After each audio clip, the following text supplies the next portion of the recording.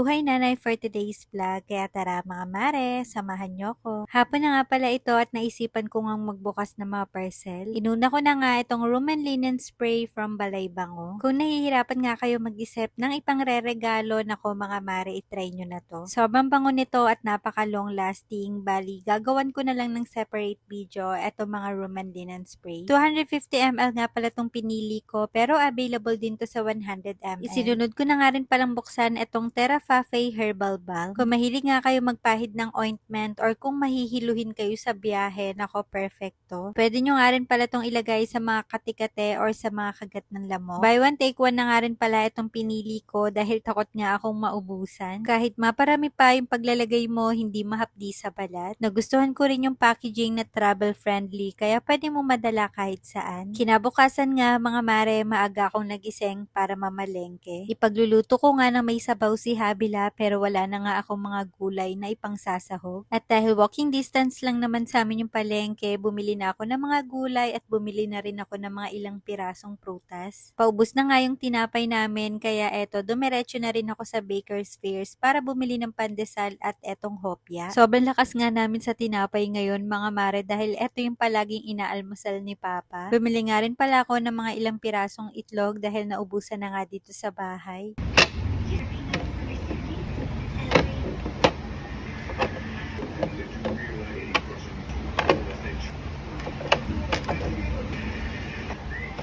Pagkatapos ko nga malagay yung mga itlog sa rep, eto't inayos ko naman yung mga gulay na binili ko. Pang tinola nga at pang sinigang lang, eto mga gulay na binili ko dahil malapit lang din kami sa palengke. Habang inaayos ko nga itong mga gulay, nakalimutan ko na hindi pala ako nakabili ng okra. Habang inaayos ko nga yung mga gulay nang hingi ng prutas si Habila, kaya eto pinaghiwa ko muna ng ubas. Sobrang paborito talaga niya yan mga mare. Anyways, nagsalang na nga rin pala ako ng sinaing. Naghiwa na nga rin pala ako ng mga ingredients sa lulutuin ko.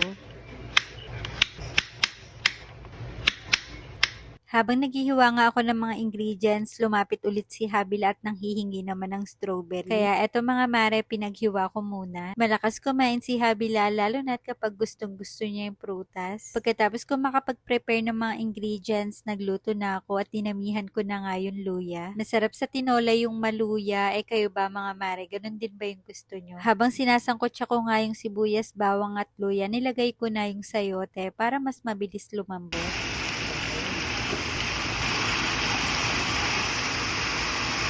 Nilagay ko na nga rin yung manok at naglagay na ako ng patis para sa umpisa pa lang malasa na. Naglagay na nga rin pala ako ng tubig at naglagay na rin ako ng mga pampalasa kagaya ng paminta, magic sarap at chicken cubes. Naglagay na rin ako ng isang pirasong siling green at nilagay ko na etong mga malunggay. Kapag ganito yung ulam na niluluto ko, taob lagi yung kaldero kay Habila. Pagkatapos nga pala namin kumain, dumiretso kami sa dali. Naubos na kasi yung strawberry jam na paboritong palaman ni Habila at nagre-request nga siya. Nakakita nga ako noon dito sa dali ng strawberry jam kaya pumunta na kami. Ang kaso pagpunta nga namin out of stock na. Kung ano-ano na nga lang yung pinagkukuha ko pero okay lang yan mga mare. Ang importante naman ay pagkain pa rin para sa bahay. Char.